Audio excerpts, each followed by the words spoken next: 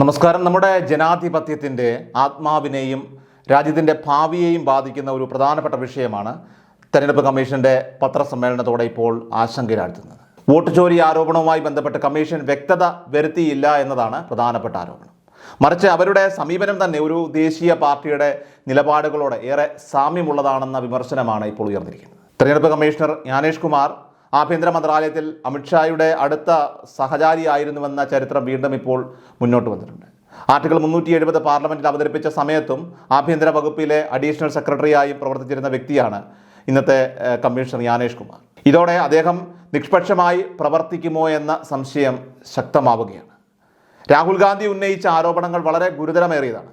Voter പട്ടികയിലെ വ്യാജ വോട്ടുകൾ, അതിൻ്റെ കണക്കുകൾ, തെളിവുകളെല്ലാം തന്നെ അദ്ദേഹം വളരെ വ്യക്തമായി പുറത്തുവിട്ടു. പക്ഷേ കമ്മീഷൻ മറുപടി പറഞ്ഞു, ഇല്ല.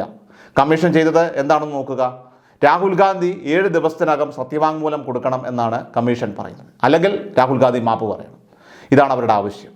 അതേസമയം വോട്ടർമാരെ തുറന്നു പറഞ്ഞ് അപമാനിച്ച അനുരാഗ് ഠാക്കൂറിനെതിരെ കമ്മീഷൻ ഒരു വാക്ക് പോലും മിണ്ടിയില്ല.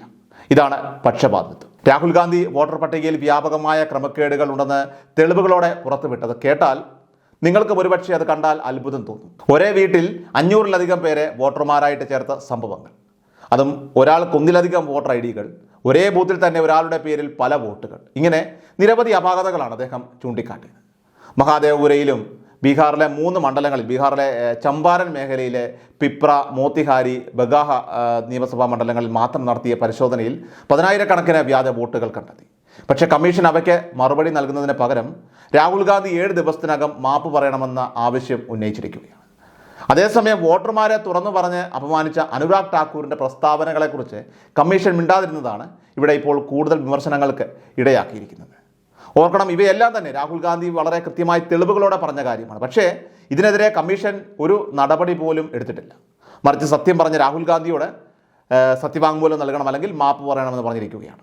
ഇവിടെ വലിയൊരു അപകട സാധ്യത നിലനിൽക്കുന്നുണ്ട്.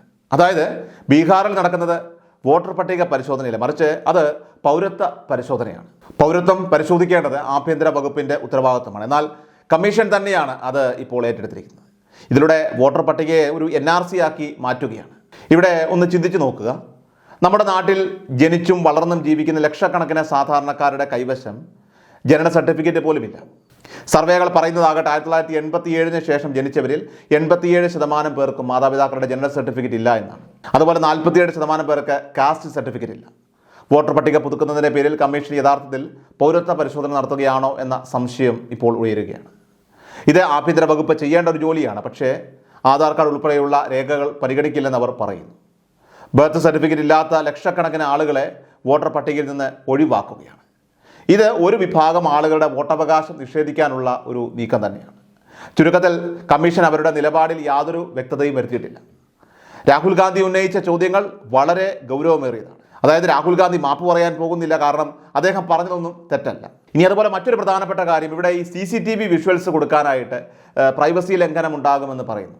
വോട്ടർ പട്ടിക മെഷീൻ റീഡബിൾ ഫോർമാറ്റിൽ കൊടുക്കാൻ കഴിയില്ല എന്നാണ് പറയുന്നത്. എന്നാൽ യഥാർത്ഥത്തിൽ നിയമത്തിൻ്റെ പേരിൽ അതെല്ലാം തന്നെ ഇപ്പോൾ ഹൈഡ് ചെയ്യുകയാണ്. രാഹുൽ ഗാന്ധിയുടെ ചോദ്യങ്ങൾ നിയമത്തിൻ്റെ മറവിൽ ഒളിപ്പിക്കാൻ സാധിക്കില്ല. അവ രാഷ്ട്രീയപരമായിട്ടുള്ള ചോദ്യങ്ങളാണ്, അവ ജനാധിപത്യപരമായിട്ടുള്ള ചോദ്യങ്ങളാണ്. അദ്ദേഹം ചോദിക്കുന്ന ചോദ്യങ്ങൾ ജനങ്ങളുടെ ചോദ്യങ്ങളാണ്. അവയ്ക്ക് കമ്മീഷൻ മറുപടി പറയാതെ മാപ്പ് ആവശ്യപ്പെടുന്നുവെങ്കിൽ അത് ജനാധിപത്യത്തിന് തന്നെ അപമാനമായിരിക്കുകയാണ്. ജനങ്ങളുടെ ചോദ്യങ്ങൾക്ക് തീർച്ചയായിട്ടും കമ്മീഷൻ മറുപടി നൽകണം. അതാണ് കമ്മീഷൻ്റെ ഉത്തരവാദിത്വം. മറുപടിയില്ലെങ്കിൽ ജനാധിപത്യത്തിൻ്റെ ഭാവി ഉറപ്പായിട്ടും ഇരുട്ടിലായിരിക്കുമെന്ന കാര്യത്തിൽ സംശയം വേണ്ട.